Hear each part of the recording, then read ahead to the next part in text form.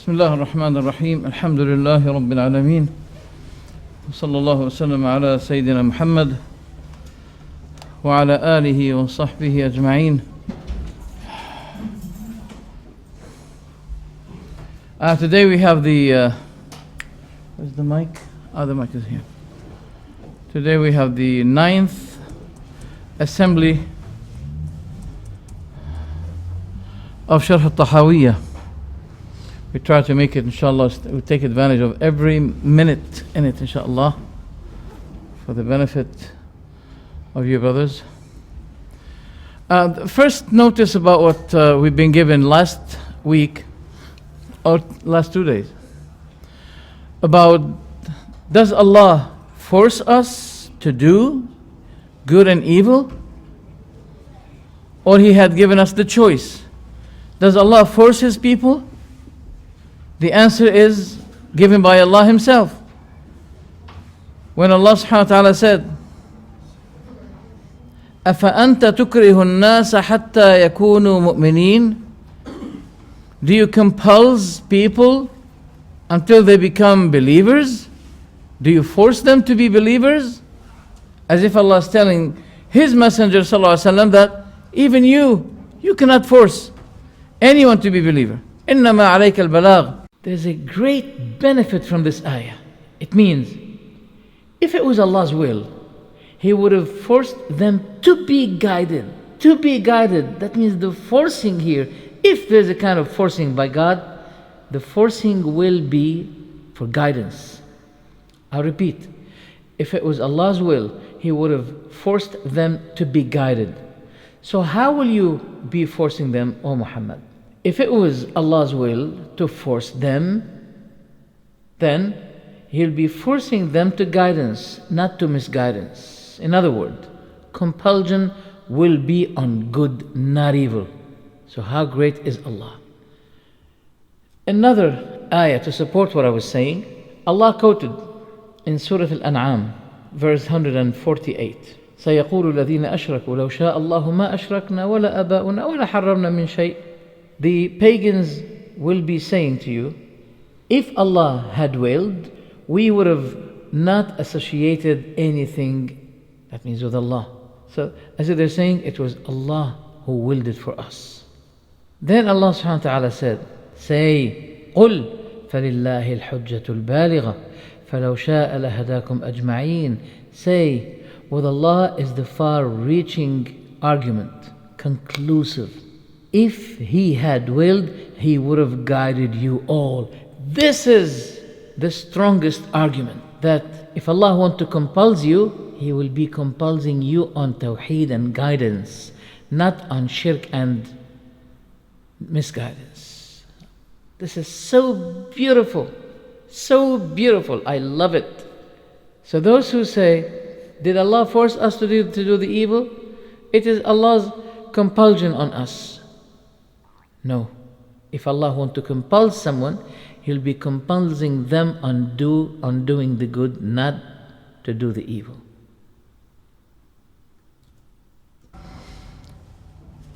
What is incumbent upon you is that you convey. لَيْسَ عَلَيْكَ هُدَاهُمْ. It is not on you the matter of guiding them.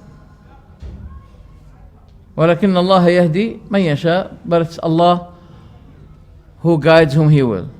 And we made it so clear yesterday, 2 days before.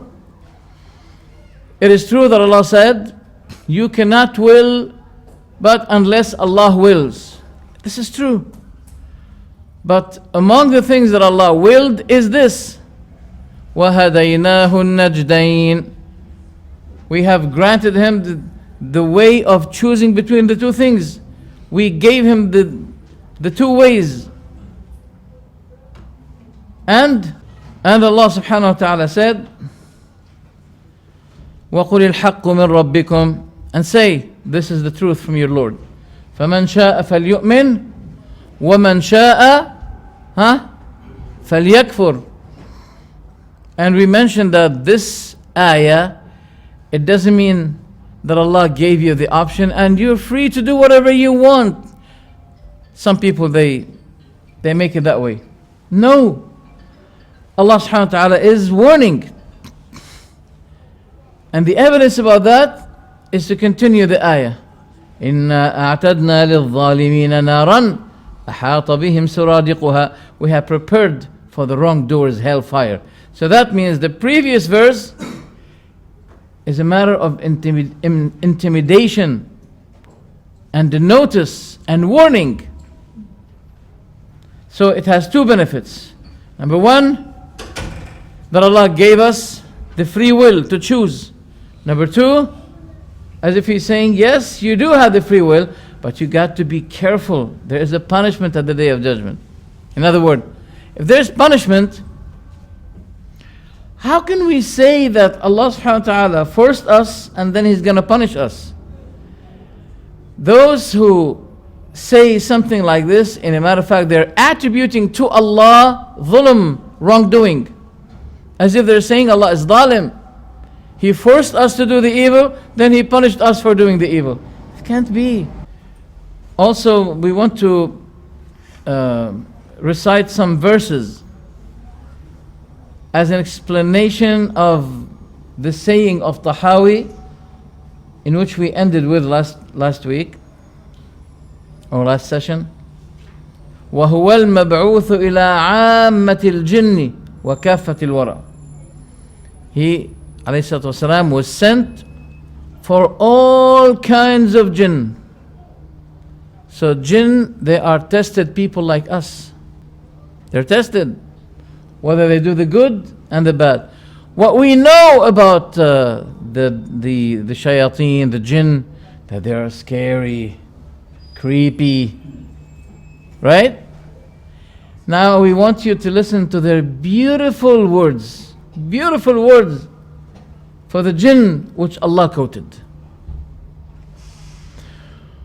وَإِذْ صَرَفْنَا إِلَيْكَ نَفَرًا مِنَ الْجِنِّ يَسْتَمِعُونَ الْقُرْآنَ فَلَمَّا حَضَرُوهُ قَالُوا أَنصِتُوا فَلَمَّا قُضِيَ وَلَّوْا إِلَىٰ قَوْمِهِمْ مُنذِرِينَ قالوا يا قومنا إنا سمعنا كتابا أنزل من بعد موسى مصدقا لما بين يديه يهدي إلى الحق وإلى طريق مستقيم يا قومنا أجيبوا داعي الله وآمنوا به يغفر لكم من ذنوبكم ويجركم من عذاب أليم ومن لا يجب داعي الله فليس بمعجز في الأرض وليس له من دونه أولياء أولئك في ضلال مبين. These are words that Allah quoted the jinn saying them. What did they say? What is the translation? And mention, O Muhammad, when we directed to you a few of the jinn, the Prophet had a meeting with them. The Prophet was absent for a period of time, and the Sahaba were so much afraid about him, they couldn't find him.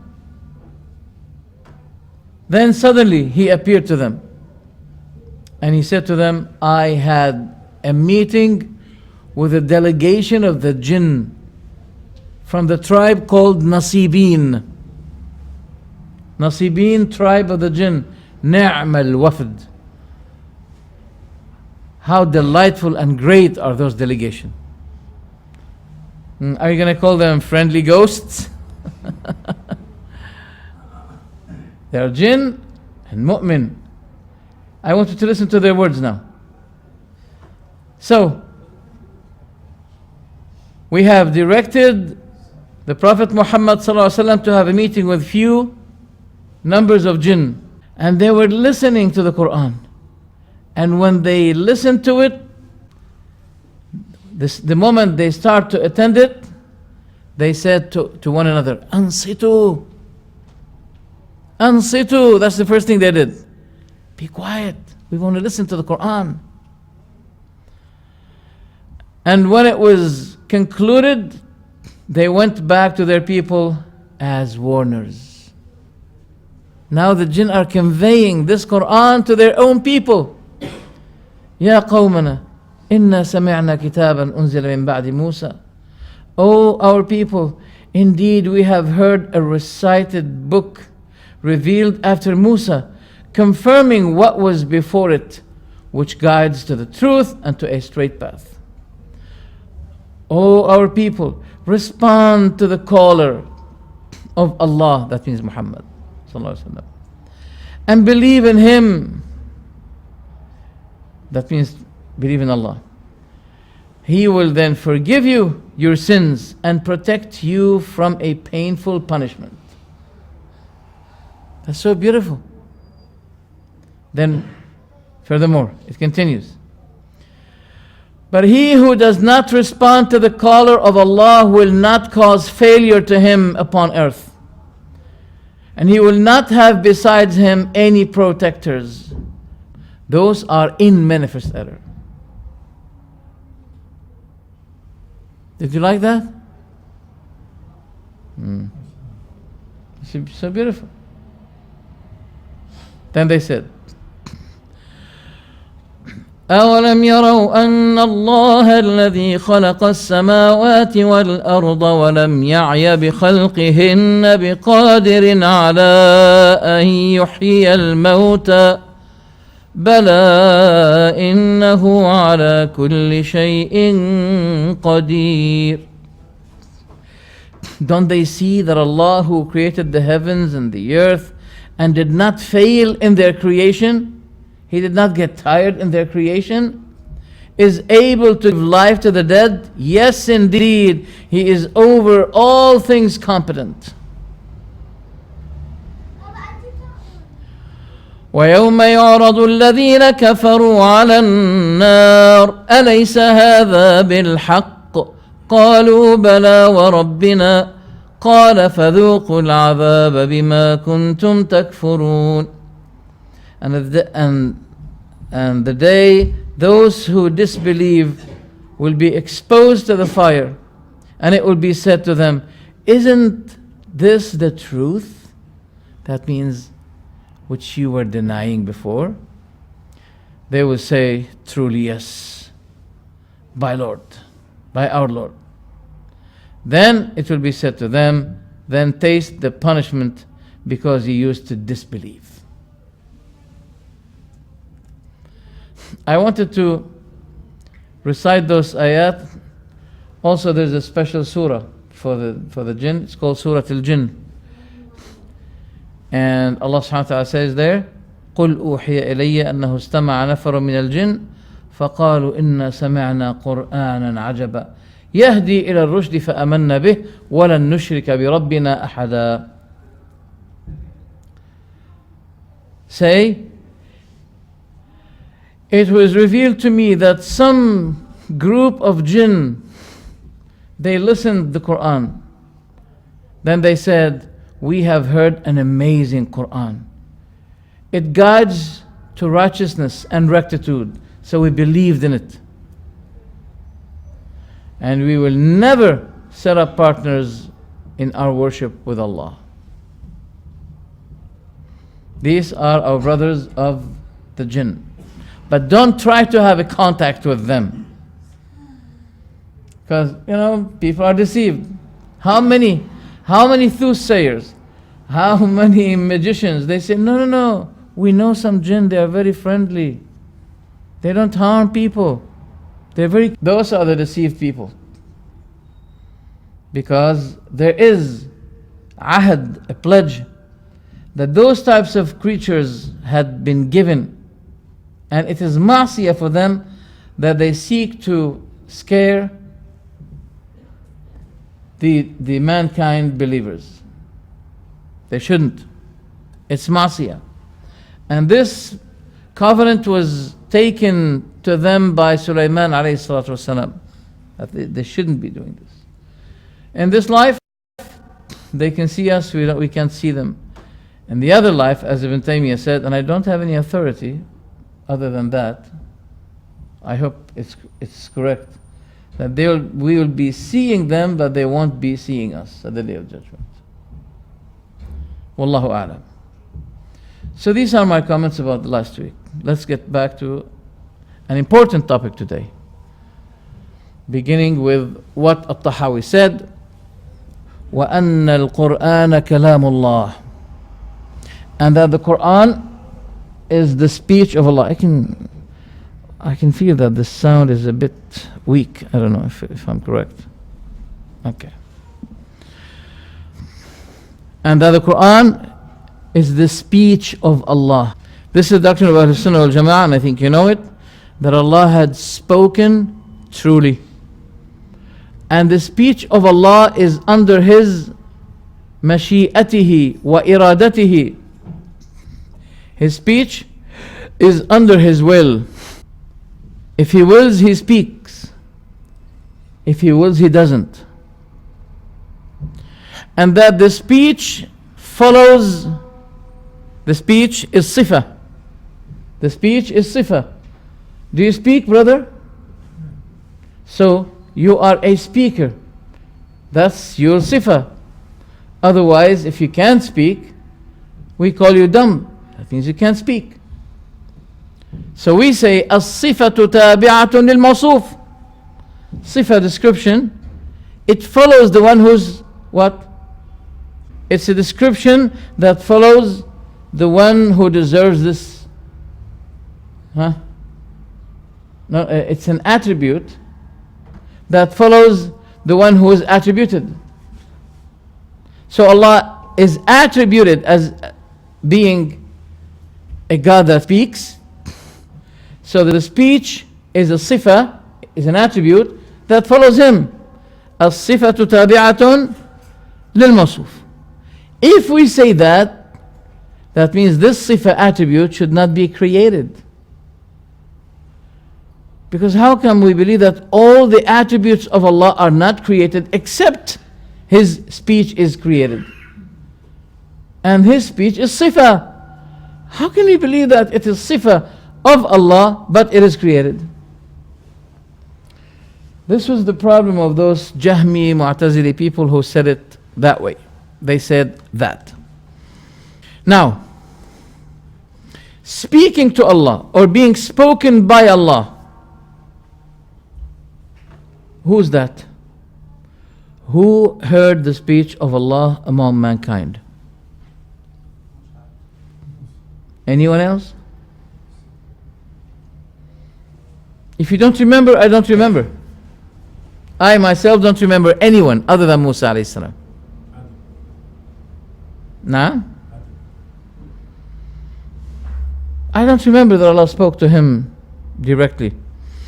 If He spoke to him in Jannah, the matter of Jannah is different. The nature of people in Jannah is different. That's why at the Day of Judgment, when we enter Jannah, inshallah, okay, we'll be able to see Allah. While no one can see Allah and live in this life. No one. Even when Allah appeared Himself to the mountain for maybe a period of less than a second, the mountain was crushed and turned to what? Dust. So we don't have the ability now. So don't talk about Adam when he was in Jannah. That's another issue. We're talking about life. Who had heard the speech of Allah in life? That was Musa only. No one else. That's what distinguished Musa from all other prophets even. That's his significance. That they call him Kalimullah, the one who had spoken to Allah and Allah spoke to him. So that's our doctrine. What about the Ash'ara? I want to understand what is Ash'ara. Do you know who are the Ash'ara? Yeah. Let's brief these cults orderly. First, Jahmiyyah, the followers of Jahm, who denied Allah's attributes, and he considered every attribute of Allah is God itself. So if Allah has frequent attributes, that means frequent gods. And that's why he denied Allah's attributes. After him, Al-Mu'tazila, Mu'tazila, they were significant in denying that Allah can be seen. And they followed Jahm ibn Safwan. Abu al-Hasan al-Ash'ari was 40 years with them. Then suddenly he decided to leave them, and he freed himself from them, and he declared Tawbah. And when he declared Tawbah, he said, my way of doctrine, my ideology is the way and the method of Ahmad ibn Hanbal. He is the Imam. That Allah subhanahu wa ta'ala supported the Sunnah, the Deen, by him. So when Abu al-Hasan al-Ash'ari repented from the Mu'tazila way, the deviant way of Mu'tazila, he was with them for 40 years, then suddenly he decided to be a follower. He never thought to be followed. Follower of Ahmad ibn Hanbal. But now, it's different. Those who call themselves Ash'aris, they're supposed to be also Hanbalis. Because the one that they carry his name, he did not follow the way of Mu'tazila and Jahmi anymore. Finish. His way is the way of Ahmad ibn Hanbal. Why do they oppose him while they take his name? It's a problem. But what shall we do? Allah subhanahu wa ta'ala will be judging between his servants at the day of judgment. So, but the problem is that they said, those Ash'aris, now the Ash'aris are in a status between us and Mu'tazila. Yani they are closer to us than Mu'tazila. Yes, that's true. But they contradicted themselves in many ways. Why? Because they did not take one way for them. Sometimes they use the Sunni way when they fight the Mu'tazila, and sometimes they use the way of Mu'tazila when they dispute with us. I don't want to mention the word fight. You may think that, arguing, disputing. Okay? Now, what do those people believe? This is very important, because those Ash'aris come and say to us, we are Ahl Sunnah wal Jama'ah. Number one, you follow Ilm al-Kalam, theological rhetoric, and we have rich archive and documents narrated to Shafi'i, Ahmad, Abu Hanifa, Malik, Ishaq al-Thawri, Abdullah ibn Mubarak, many scholars who dispraised Ilm al-Kalam, theological rhetoric, and warned people from. Even al-Shafi'i said, my fatwa about those who follow Ilm al-Kalam, that they should be hit by the leaves of the palm tree. That's their punishment. And they should be seated on a donkey, and they'll be driven while they're on the donkey, and make a declaration to people that this man is misguided. Because those who follow this Ilm al-Kalam, they are misguided people. So there's no way to say to us, we are Ahl Sunnah wal Jama'ah. Leave Ilm al-Kalam first, theological rhetoric, and then tell me that you belong to Ahl Sunnah wal Jama'ah. Leave it first. Because the leaders of Ahl Sunnah wal Jama'ah, Shafi'i, Ahmad, Malik, Abu Hanifa, those all people, they criticized Ilm al-Kalam. And they blamed harshly those who follow it. So, what is their perspective regarding the Kalam of Allah?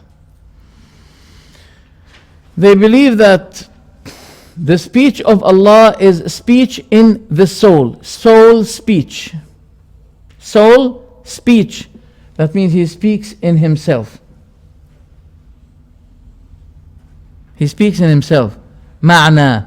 His words are meanings, not words. طيب. So how did we get this Quran? Jibreel, he understood those meanings in Allah, and he converted them in uttered words. Okay. Do you have narration by Rasulullah that this what happened? Because this is a matter of unseen. You cannot give details about the unseen with your ijtihad. There is no ijtihad in matters of unseen. So how did he know that? This is a problem.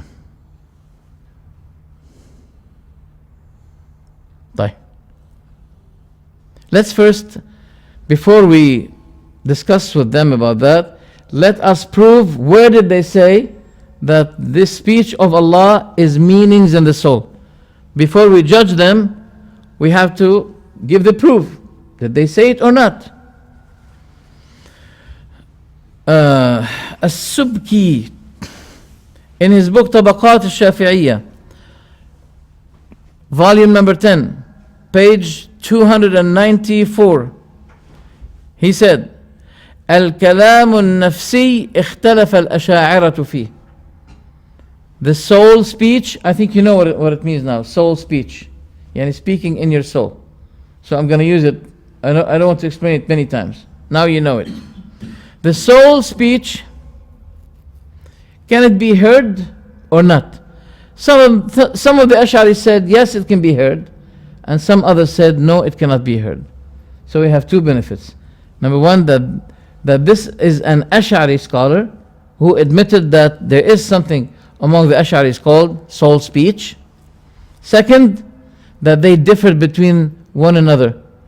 And don't forget when they say the mind is preceded, then the book, then the sunnah. Now you have minds and you disagreed with one another. Some of you said that the soul speech of Allah can be heard. Some others said the soul speech of Allah cannot be heard. So what should we be doing now? Should we bring cards? Making, what do you call it? Qur'ah? What's your Qur'ah? Voting? Huh? Yeah, voting. Yes, no, yes, no. Yeah. طيب. So they said it. Al-Bayjuri, he has a book called Sharh Jawharat al-Tawheed. Sharh Jawharat al-Tawheed, page 73. This book, it had been endorsed to be a material that should be touched in Al-Azhar until now. It's been used as an object of studying the Aqidah, the doctrine, the ideology by Al-Azhar now. Until now. What did he say in that book? Sharh Jawharat al-Tawheed. He said, some of the Ash'ari believe that the uttered words of the Quran had been expressed by Jibreel, yani the expression of Jibreel. Yani we should be writing here on this Quran, this is the Jibrili Quran. Why Jibrili Quran? They said that Jibreel had expressed it and suggested the words that he uttered by his own authority. And he understood what's in the soul of Allah. How come? Well, we have Isa, who said to Allah, according to Surah Al-Ma'idah, تعلم ما في نفسي ولا أعلم ما في نفسك إنك أنت علام الغيوب. You know what is in my soul, but I don't know what is in your soul. So how can some people claim that, no, Isa, yes, he doesn't know, but Jibreel can know what's in the soul of Allah and convert those meanings to letters and words. And he said, furthermore, he said the Ash'aris have two sayings, two opinions about the speech of Allah, Al-Quran. Some of the Ash'aris said that the utterance is from Jibreel, and some others they believe that the utterances, the words, are made by Muhammad sallallahu alaihi wasallam. لقوله تعالى إنه لقول رسول كريم. This is the speech of a messenger, honorable messenger.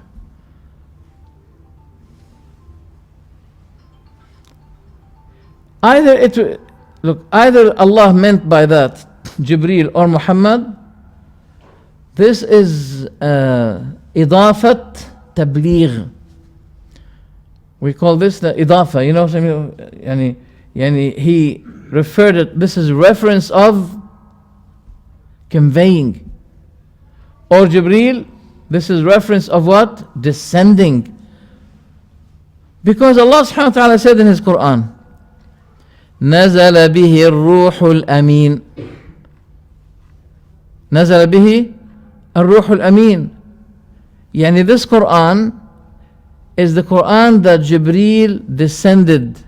So the mission of Jibreel is to descend the Quran, not to invent the Quran, not to innovate the Quran, but to descend it. In another ayah, قُلْ نَزَّلَهُ رُوحُ الْقُدُسِ مِنْ رَبِّكَ بِالْحَقِّ. Say that Ruh al-Qudus is the one that descended this Quran by truth. Descended. Why didn't Allah say that Jibreel is the expressor of the Quran?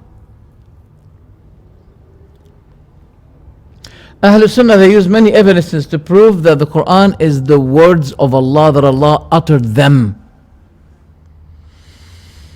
In the ayah, I think number 6 or 7, the first page of Surah At-Tawbah, وَإِنْ أَحَدٌ مِّنَ الْمُشْرِكِينَ اسْتَجَارَكَ فَأَجِرْهُ حَتَّى يَسْمَعَ كَلَامَ اللَّهِ ثُمَّ أَبْلِغْهُ مَأْمَنَهُ. If one of the mushrikeen sought refuge with you, then offer him asylum. If any one of the mushrikeen seeks you protection, then grant him protection, asylum, so that he may hear the words of Allah, kalamullah, then deliver him to his place of safety. So give him respite, give him chance, give him break until he hears the kalam of Allah. That's the evidence of Ahlul Sunnah that the Quran is the words of Allah, because Allah subhanahu wa ta'ala referred His words to Himself, kalam Allah. So how can it be kalam Jibreel? We have Al-Baqillani. Al-Baqillani, he was a strong, hardcore Ash'ari. Also he repented from this way of Ash'ari way. He repented. But before he repented, he wrote a book called Al-Insaf, moderation. What did he say? He said, the example of the Quran, the word of Allah, the speech of Allah, is as the one who does not utter the words by his tongue, nor he hears by a voice, but he let us understand his words by signaling his words to us. Signaling. So we understand him and he understands us. By signal? You know the signaling words? Did you see the news when they put someone who make this? Did you see? He's saying that the words of Allah, the speech of Allah is like that. He's making Allah dumb. Al-Insaf, page 159. I read it by myself and I have the book. And I wrote what I saw in his book word for word. It's amazing. Oh, sorry. I mean, it's hilarious. How can such person speaks like that? Now those are the Ash'aris. What about the Maturidis, whom you call today Deobandis, right? Deoband. They agreed with Mu'tazila in saying that Allah created speech in the tree which Musa alayhi salam heard. Congratulations. That means the tree said, Innani ana Allah, Inni ana Rabbuk. The tree? Wallahi, this tree now should be worshipped. By the way, does Allah allow Himself to speak through solid materials, inanimated solid objects, knowingly that those solid objects will be worshipped. Look, the layman people, they are ready to worship anything. So if Allah allows the tree to say, I am your Lord, I am your God, O Musa, they'll be worshipping it. You know why? Because those idol worshippers, they used to be deceived by the jinn. The jinn used to be speaking, making noises and voices through these idols in order to let people have a divinity belief in these idols. Would Allah be doing the same thing? Allah will be letting a solid object or material to say, I am Allah? This will be returning us to what? To the Jahiliyyah. Because there are many stories and fables about the statue of Isa had spoken. They hear some noises and speeches coming out from this idol to let people have a holy belief in those idols. Would Allah be doing the same thing?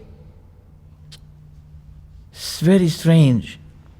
What is the difference between the Asha'ira belief and the Maturidi and Mu'tazila belief? The Asha'ira agree with Mu'tazila but indirectly, while the Maturidis agreed with the Mu'tazilis directly. At the end, all will be agreeing, will be coming to the same belief. I don't know if I'll be having time to give you the details about that, but it's really amazing. It's a strange thing. What is the doubt that those people, what is the doubt that caused those people to have this belief? First, the terminology. Do you remember that I said that those people are not supposed to be using Quranic words and agree between themselves specially to have a special different meaning? Yes. This is one of their problems. They heard Allah subhanahu wa ta'ala saying, مَا يَأْتِيهِم مِّن ذِكْرٍ مِّنَ الرَّحْمَنِ. There are two ayah. One, مِّن رَبِّهِمْ, which begins with مَا يأتيهم من ذكر من ربهم محدث إلا استمعوه وهم يلعبون. In another ayah, which the ayah I recited tonight, that's Salat al-Isha, وما يأتيهم من ذكر من الرحمن محدث إلا كانوا عنه معرضين. Their special understanding of the word محدث, those Mu'tazila, Jahmiya, Asha'ira, محدث means مخلوق, created. So they say we have two ayahs as evidence that the Quran, the word of Allah, is created. What is the evidence? Look at that in the Quran.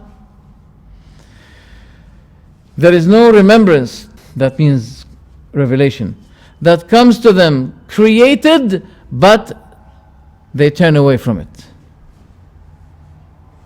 Or they hear it while they're jesting, playing. Let's explore the Quranic verses. We have about 5 verses wherein we find the word muhdath, ahdatha, yuhdithu. The first one is in Surah Al-Anbiya, where Allah said, and there is no remembrance, a new from their Lord. Muhdath, a new. Look here in the translation, it did not say created. I repeat, no revelation comes to them anew from their Lord, except that they listen to it while they are at play. And no mention, that means revelation, comes to them anew from the most merciful, except that they turn away from it. That's in Surah Ash-Shu'ara, verse 4. The other one. وكذلك أنزلناه قرآنا عربيا وصرفنا فيه من الوعيد لعلهم يتقون أو يحدث لهم ذكرا. And thus we have sent it down as an Arabic Quran and have diversified therein the warning that perhaps they'll avoid sin, or it would cause them remembrance. It will cause them remembrance. يُحْدِثُ لَهُمْ ذِكْرًا. It didn't, the translation, it was not translated as created for them dhikra. No. The last one, Al-Khadr, he's the one that the Prophet Musa had met in order to seek some knowledge from him. He said, do not follow me, فَإِنِ اتَّبَعْتَنِي فَلَا تَسْأَلْنِي عَنْ شَيْءٍ حَتَّى أُحْدِثَ لَكَ مِنْهُ ذِكْرًا. He said, then if you follow me, do not ask me about anything until I make to you about it, make a mention. Now, make a mention, is it talking about creating? Does Al-Khadr create? So if a person say, uhdith, ana ahdathtu, does it mean I created? No. So the word ahdatha, yuhdithu, muhdithan is not a word that has been used for creating from nothing, neither in the Quran nor in the language between people. The last ayah. لا تدري لعل الله يحدث بعد ذلك أمرا. You do not know. Perhaps Allah will bring about after that a different matter. Bring out. He did not say create. Bring out. 5 verses. None of them used, Allah used the word muhdath within the meaning of creating. We know that Allah subhanahu wa ta'ala, when He was talking about creating the heavens and the earth and all the universe and the trees and the stars and etc., etc., etc., He was using the word khalaqa, ja'ala. He did not say ahdatha.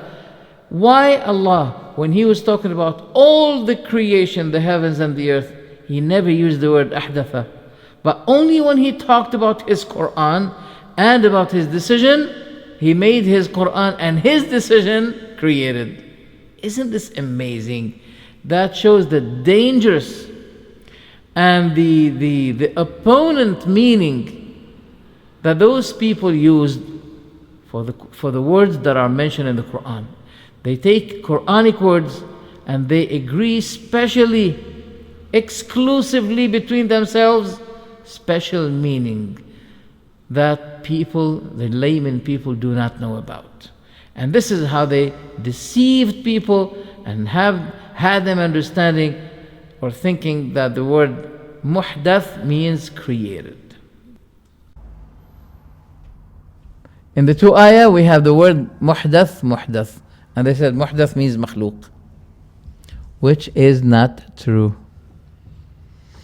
Because Allah did not use the word muhdath except for 3 times, I think. Naam? Those 2 ayah that I mentioned. Another ayah, لا تدري لعل الله يحدث بعد ذلك أمرا. You do not know, but Allah, you don't know that Allah may, after that, yuhdith, let's say, create a matter by Himself. So the matter is created? That's the amr of Allah. How can the amr, the command of Allah, be makhluq? And also the way of Ahl Sunnah, the proof of Ahl Sunnah, they quote this ayah. إنما أمره, that's the last ayah in Surah Yasin. إذا أراد شيئا أن يقول له كن. Kun is a word or not? What's the meaning of kun? Be. So Allah subhanahu wa ta'ala, He creates by His word, kun, be. How can Allah create something by something created? Did you get the point? How?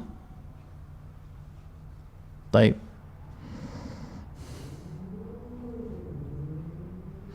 So first we say, now we told you what they believe. Now we have to refute it.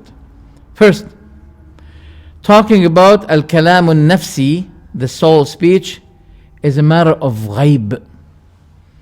And any matter of ghaib, we're not allowed to give any details about it except what had been given to us from the authentic sunnah, and that's all, period. You're not supposed to be talking about alamul akhirah by your own opinion, ijtihad. So how did he know that Jibreel, he was able to know what Allah, the meanings that Allah have in his soul, then he converted them in uttered words? Where? Is that in Bukhari? Is that in Muslim? No. They have to justify the evil. Look what Allah said in Surah Al-A'raf. قل إنما حرم ربي الفواحش ما ظهر منها وما بطن والإثم والبغي بغير الحق وأن I'll repeat it. قل إنما حرم ربي الفواحش ما ظهر منها وما بطن والإثم والبغي بغير الحق وأن تشركوا بالله ما لم ينزل به سلطانا وأن تقولوا على الله ما لا تعلمون. Gradually, one is over the other. And the worst thing is that you speak about Allah, something that you have no knowledge, without any kind of awareness.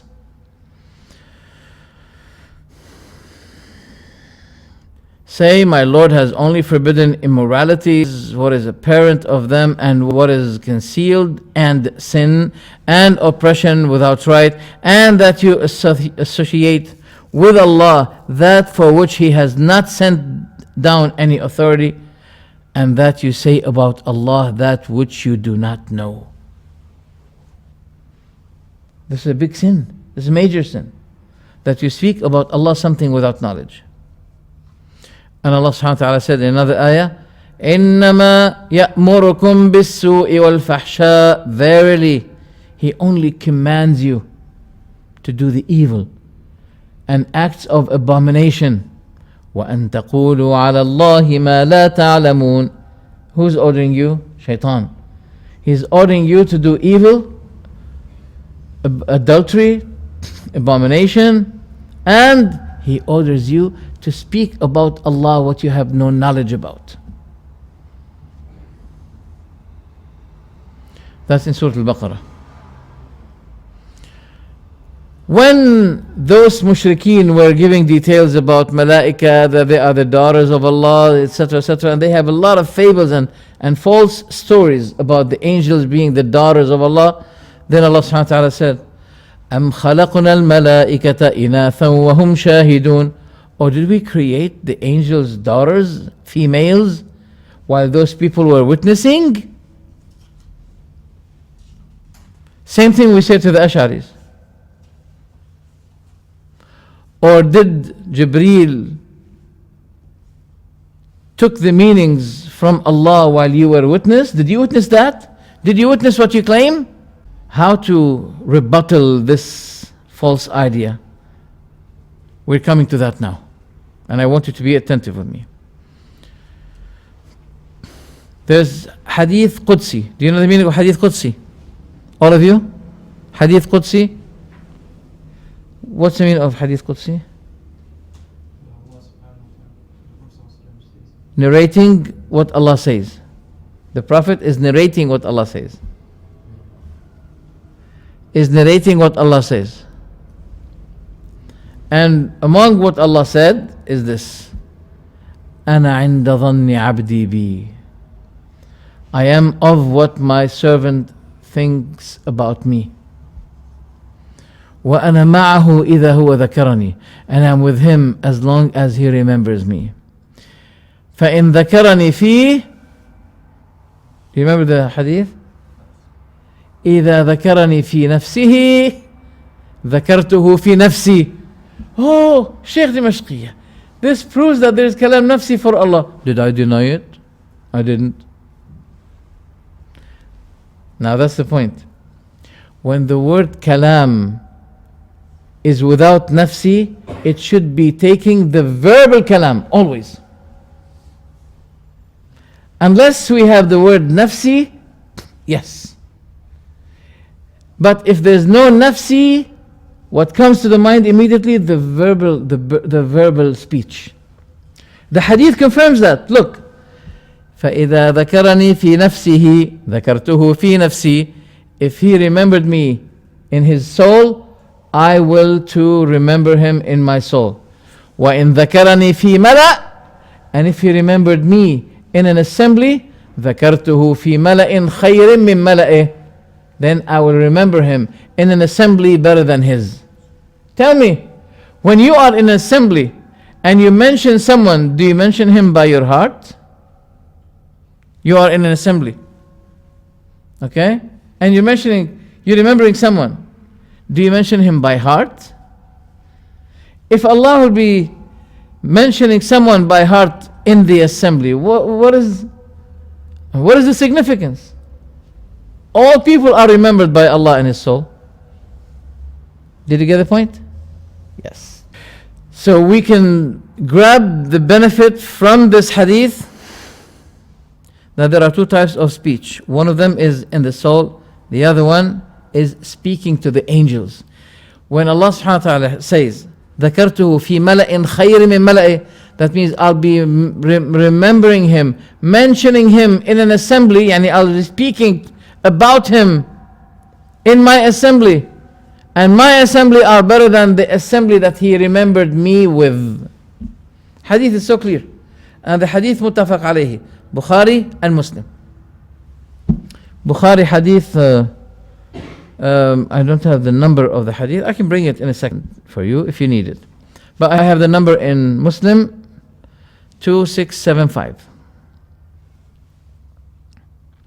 Now, let me show you from the Quran that when Allah wants to mention the soul speech, He will be mentioning the word soul.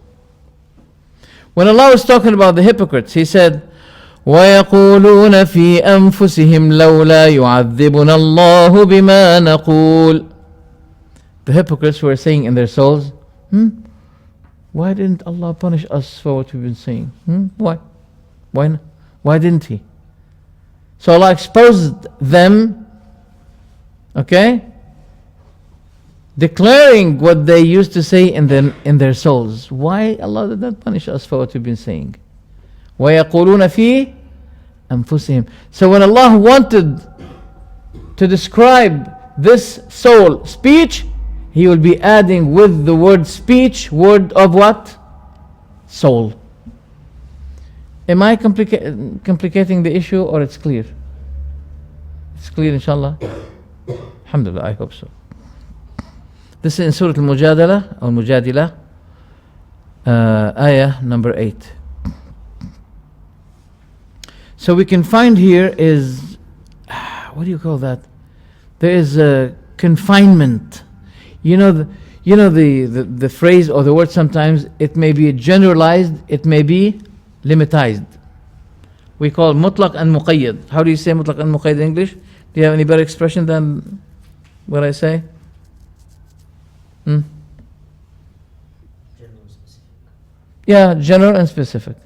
Specific, that means it's confined. Something is confining the word. Okay? Like al-kalam. Is it specific or general? General. Al-kalam al-nafsi is specific. And you're not allowed to make something specific until you have something that justify specifying this. I meant to say here that the speech is divided into restricted. They said that the speech is divided into mutlaq and muqayyad, restrained and unrestrained. Mutlaq is just speech. Muqayyad is restrained with the soul speech. And the restrained speech here means to say, I've spoken in myself. I speak in my soul. Okay? This is the restricted type of speech. You have to clarify it by saying, I speak in my soul. Otherwise, when you say I speak, it should directly mean that you're speaking by utterance, words that are heard by people.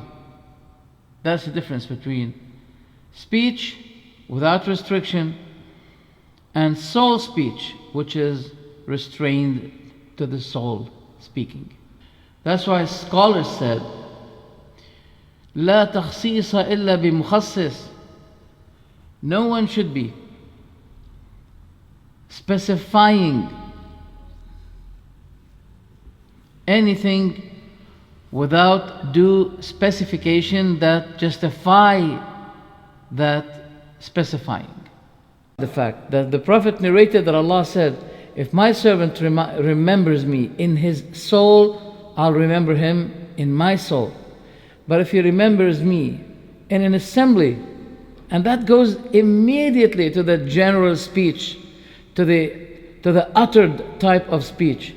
And if he remembers me in an assembly, I will remember him in an assembly better than his assembly. When I come to the judge and my wife complains me, and she says to the judge, he said to me, you are divorced. You think the judge will be saying to me, did you say it in your soul? No. Where the mind of the judge go? I verbalized it. Talk. The Prophet ﷺ said, إِنَّ اللَّهَ يُحْدِثُ مِنْ أَمْرِهِ مَا شَاءَ. Allah initiates of His amr, command, whatever He will. وَإِنَّ مِمَّا أَحْدَثَ أَنْ لَا تَتَكَلَّمُوا فِي الصَّلَاةِ. And among the things that Allah initiated, that you should not be speaking in your prayer. So tell me, brother, if you spoke in your prayer, is your prayer valid? What if you spoke in your soul? Is the prayer valid? If you say yes, that means, subhanAllah, all our prayers are batil. Because there is no one but he falls in this. So that shows the difference between the special soul speech and the general speech. طيب. That's why even linguistic people, they said that the meaning of speech يدل على نطق مفهم. نطق مفهم. The speech means an utterance understood. Utterance that take place, that has been uttered, and it causes people to understand something. نطق مفهم. That's in Mu'jam Maqayis al-Lugha, 5th volume, page 131. نعم.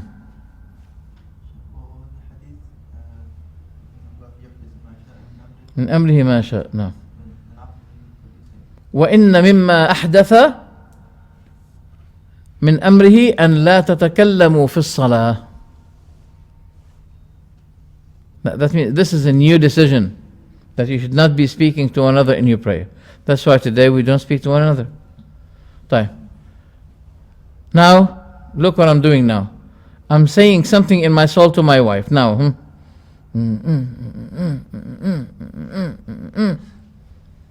how many times? 5. What did I say? I was saying in my soul to my wife, you are divorced, you are divorced, you are divorced, you are divorced, you are divorced. Did divorce take place? No. Why? Because this is a nafsi speech, soul speech. And soul speech does not cause any divorce to take place until the speech will be verbalized.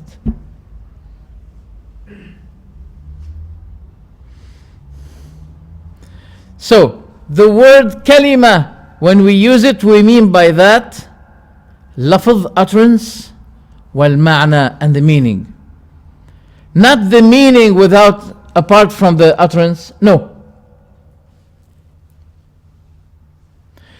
Whoever says that the word is the meaning without the lafz, utterance, verbal, he is twisting the meaning of speech. He is twisting the meaning of speech. الطوفي, one of the scholars, he said, الكلام مشتق من الكلم. You know that the word kalam, it has something to do with injury? He says that kalam, the speech, is derived from kalam. Kalam means injury. Why it's been used kalam, while kalam means injury? Because it has effect in the hearing of the one who had been spoken to. You get it? Now we have something called sound effect. Sound effect. Imagine if that sound effect comes from the soul. They call it sound effect. Where did that effect come? From the speech. You've been speaking, and your speech has a sound.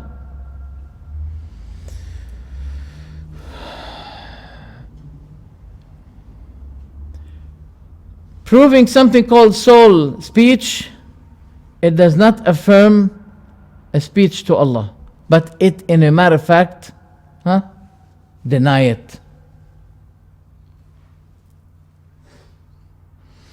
That's why we are allowed, if that's what we believe, then we should be calling the dumb speaker. Why? Because he speaks in his soul.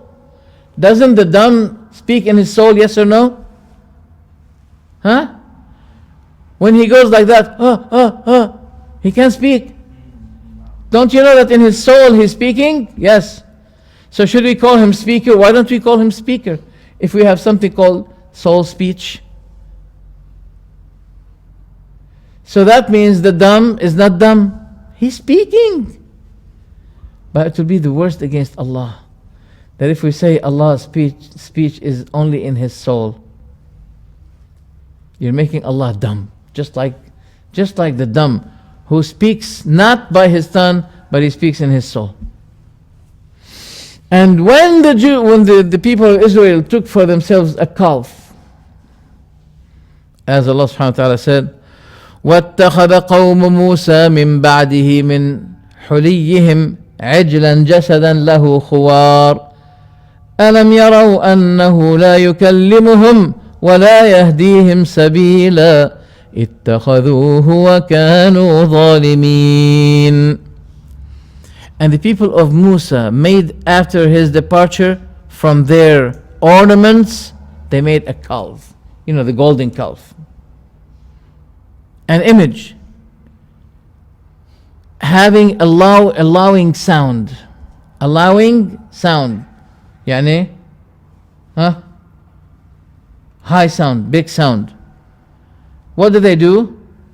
They made a hole here in the nose of the calf. And when the wind passes by, it makes a big sound. And they say God spoke. But why they have to do that? Because the calf, this golden calf doesn't speak. And they must hear any kind of effect from this idol to holify it. See, that supports what I was saying before. If Allah subhanahu wa ta'ala allowed a solid object to speak, to say to Musa, I am your Lord, I am Allah. If people took this tree as an idol next day, the blame should be on who? On Allah. Oh Allah, we heard the tree saying, I am Allah. Why did you worship it? You enabled the tree to say, I am Allah. So why do you blame us, O Allah? Does this make a point or not? So look what Allah said. Didn't they see that it could neither speak to them nor guide them to a way? They took it, that means the calf, as worship. وَكَانُوا ظَالِمِينَ, and they were wrongdoers. Do you like jokes? You like jokes? Ibn Asakir, he was among the early Ash'aris. so close to the time of Abu al-Hasan al-Ash'ari. He used to pass by Al-Muwaffaq al-Maqdisi. He's a Hanbali scholar. He's the, I think he is the author of Al-Mughni.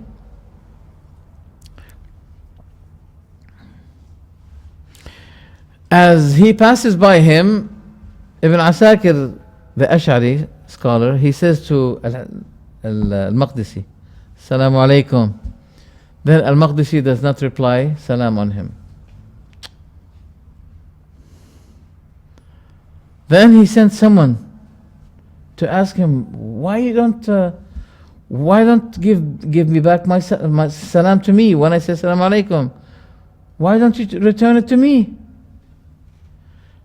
Then Ibn Qudama, he was asked this question. He said, he believes in the soul speech, and I was replying his salam in my soul speech.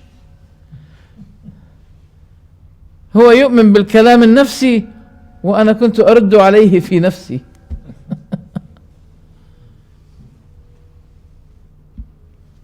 نعم.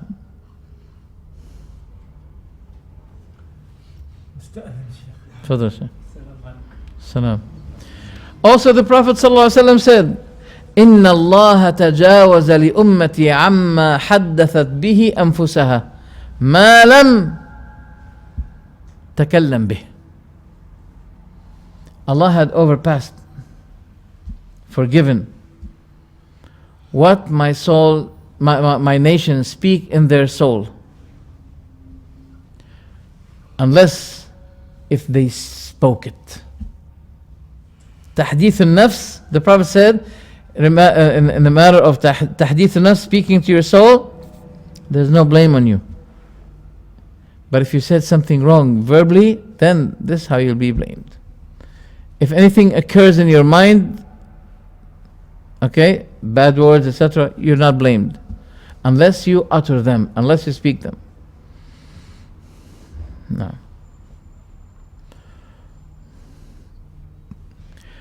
It is amazing when we say that Allah stawa over His throne, they say to us, بِذَاتِهِ, by His person. They want to blame you, to discourage you from attributing to Allah that He made istiwa by Himself. So they say to you, huh? By His person, personally? Then they say to you, if you said yes, bidatihi, they'll be blaming you. This is innovation, bid'ah. Why did you? Allah did not say in the Quran that He made istiwa by His that, by His person. Where did you get the word bidatihi, by His person? It's not in the Quran. So we say to them, it's just like you saying that Allah speaks by His soul. Where did you get the idea soul from? Why did He add the word soul speech to Allah? Allah did not add to Himself any kind of soul speech. As a conclusion, we mentioned to you, I think, وَكَلَّمَ اللَّهُ مُوسَى تَكْلِيمًا. What's the meaning of تَكْلِيمًا? In Arabic we say التأكيد بالمصدر. يعني there's a strongest and stronger emphasis regarding the speech of Allah. That means Allah wanted to emphasize that He had spoke him directly, truly. وَكَلَّمَ اللَّهُ مُوسَى تَكْلِيمًا. So as a result, we find out that the Ash'aris believe in the speech of Allah, that they're talking about ilm and irada, not speech. Ilm, knowledge of Allah, and will of Allah. They're not talking about speech. But speech should be involved. Because at the day of judgment, we're told by Allah that He is going to be calling His servants. وَيَوْمَ يُنَادِيهِمْ, at the day of judgment, in the future. Whereas this soul speech is always with Allah. There's nothing called future. There's nothing called future speech for Allah. as far as the speech is soul speech. But Allah is saying, He did not say, وَيَوْمَ يَقُولُ لَهُمْ. If He said it, it's also an evidence for us. But He's saying, وَيَوْمَ يُنَادِيهِمْ. He'll be calling them. Just like saying, for example, I said to you, brother, someone is calling you. You're not going to say to me, is he calling me by his soul? You're not going to say that. So also in the Quran, Allah says, وَيَوْمَ يُنَادِيهِمْ. At that day, He'll be calling them. So why do those people have to twist the meanings and complicate themselves? Why do they have to do that? Stubbornness. It does not take place except after hearing. This is the reason. Will come what? Ask Allah subhanahu wa ta'ala. Next step to the hearing. You heard and then you understand. But the Maturidis and the Mu'tazila say, خَلَقَهُ ثُمَّ أَسْمَعَهُ مُوسَى. He created his speech and then He put it in the tree to let Musa hear it. That doesn't make sense. That's why one of the early scholars who are considered also, the Sufis always quote his words, Al-Harith al-Muhasibi. Have you heard of him? Anyone heard of him? Al-Harith al-Muhasibi. He used to be just like Al-Junaid, Abu Bakr al-Shibli, those early people. He had some problem of Sufism. But he also said, إذ تكلم الله عز وجل به تكليما من نفسه من فوق عرشه من فوق سماواته. That's in his book فهم القرآن, page 302 and 309. What did he say? He said Allah subhanahu wa ta'ala had spoken this Quran, speech, direct speech from Himself, who is over His throne, over His heavens, skies. Then Tahawyah said, منه بدأ بلا كيفية. منه بدأ بلا كيفية. Yani it began, the words of Allah, the speech of Allah began from Him. He said, bila kayfiyya. Bila kayfiyya, it may mean, that means there is no how. There's no how for it. Or there is a how, but we don't know how it looks like. There is a how, but we don't know how. There is a how, but we don't know how. So which one we take?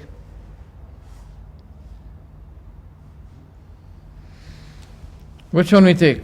There is a how that we don't know how, or there is no how. Because those people of bid'ah, they say to you, bila kayf. Bila kayf, they understand to this bila kayf means that he has no how. But the necessary method of Ahl Sunnah, that Allah has how. A God without how? How? A God without how? How? I can't believe it.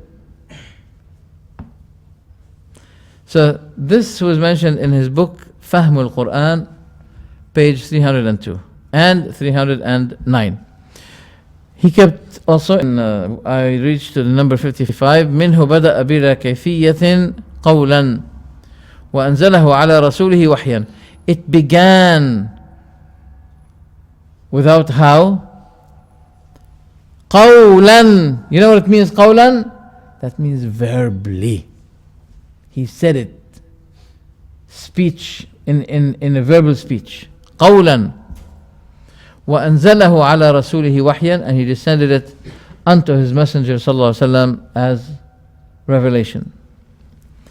منه بدأ بلا كيفية قولا وأنزله على رسوله وحيا.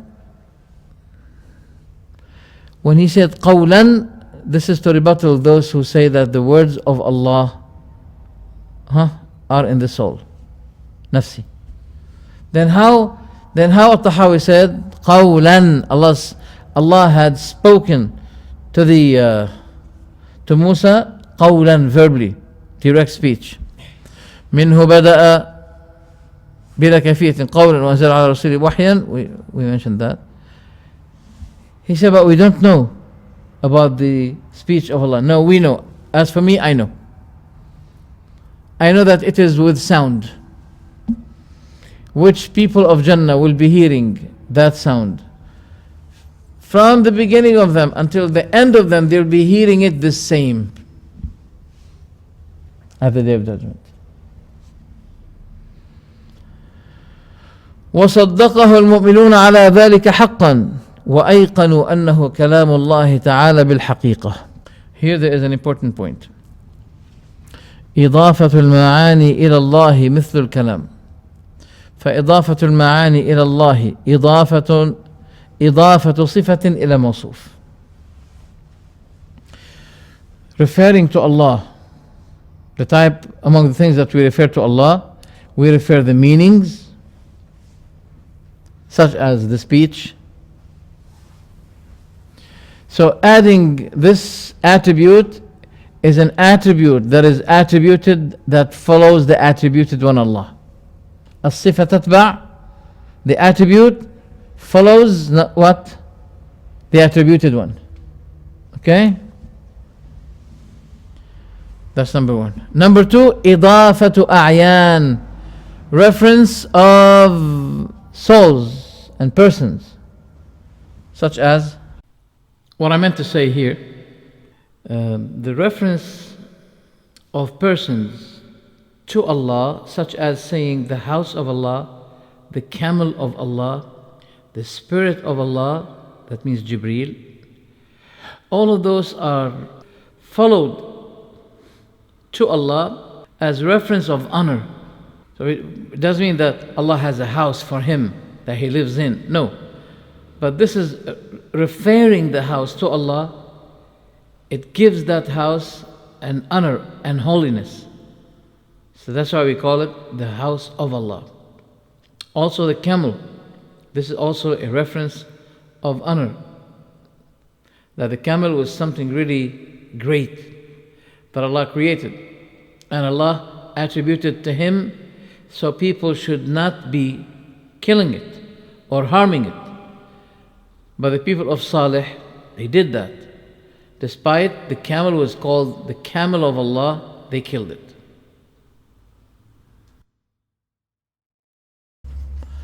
Baytullah, Naqatullah, Ruhullah, all of these are names that are attributed to the Naqa, to the house, to the spirit. They are attributed as what? أعيان, حقائق. ليس بمخلوق ككلام البرية.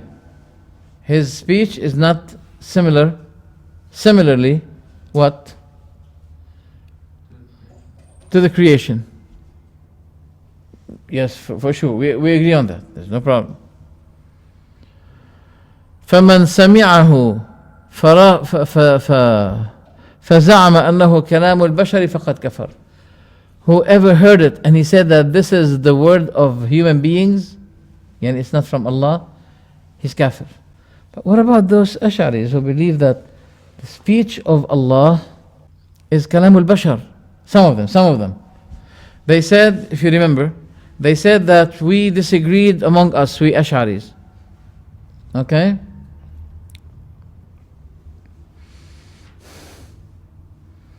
Is this the word of Muhammad or Jibreel? They said, some of us said that this Quran is the expression of Muhammad. Some other Ash'aris, they said that no, it is the expression of Jibreel. The one who said that it is by its utterance, it is the Quran of Muhammad, those people will be similar to the one who said, in hadha illa qawlul bashar. We shouldn't be saying that. This is blasphemy. وَقَدْ ذَمَّهُ اللَّهُ وَعَابَهُ وَأَوْعَدَهُ بِسَقَرٍ. Yani the one who spoke something like what? Like the one who said that in هذا إلا قول البشر, he also, Allah said, سأصليه سقر وما أدراك ما سقر. There's a fear on those who say that the Quran is either the Quran of Muhammad or the Quran of Jibreel. Those who believed it like that, they'll be severely punished. Should we stop here? That's enough for today? What time is it now? 8:30. Okay. Let me just read the text. فلما أوعد الله بسقر قال إن هذا إلا قول البشر علمنا وأيقنا أنه قول خالق البشر. We had ascertained now that this Quran is the book of Allah. ومن وصف الله بمعنى من معاني البشر فقد كفر. And whoever attributes to Allah any of the human meanings of attributes is what? Considered to be kafir.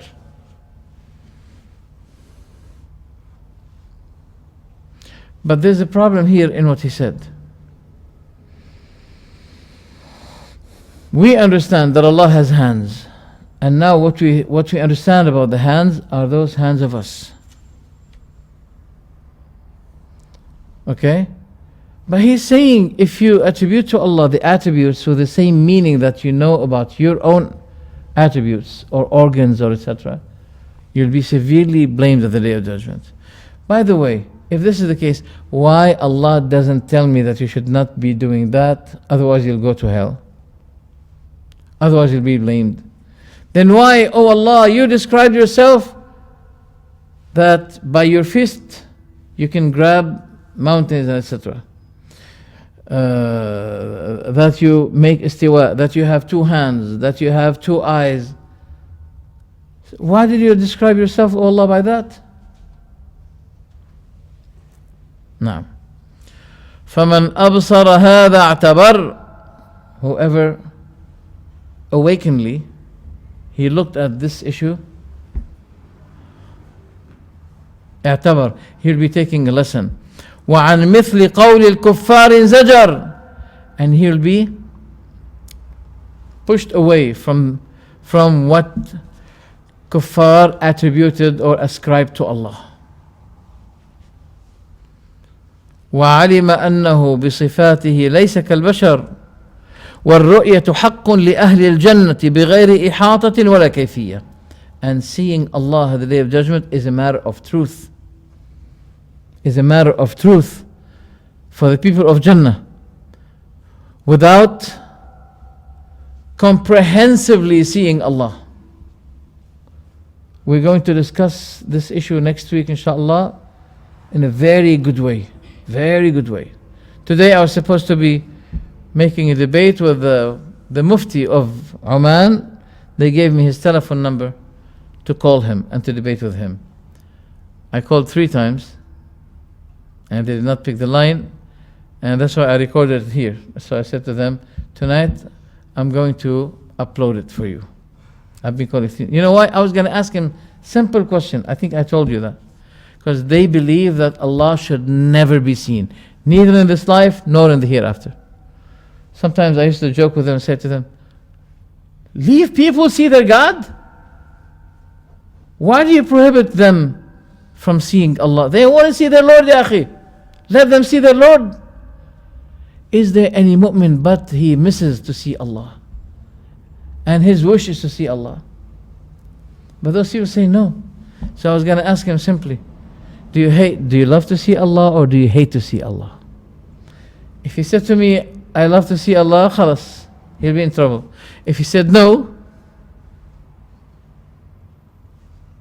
that's for his foolishness. How come, for his shame, how can a person say no? And I was saying to his disciples, didn't you miss to see Allah? Don't you have a zeal? Don't you have the enthusiasm to see Allah? Either he says no, and he'll be falling in kufr, or he'll be saying yes, then he'll be returning to the fitrah, natural disposition, and then he has to leave this cult. or he'll be punished at the day of judgment. So we're coming to Friday, discuss in a very beautiful way about the matter of seeing Allah at the day of judgment. By the way, those Ibadi people, they neither nor. They are neither nor. Nor they believe that Allah can be seen, nor they believe that we can hear the words of Allah. Not only that we don't see Him, but they believe that He does not see us. Because if He will see us, He needs an eye, He needs etc. So they have a list to discourage you. But where can they run from the mutawatir hadith of Rasulullah? Mutawatir, that the servants of Allah will be seeing Allah the day of judgment. How can they run, escape that? They can't. Be with me next Friday, inshallah. Barakallahu feekum. Do you have any question?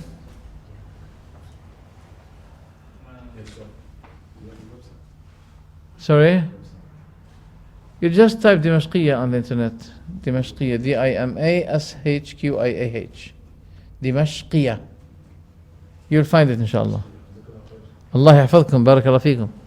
Yes, brother. You know how you said that only Allah spoke to Musa directly?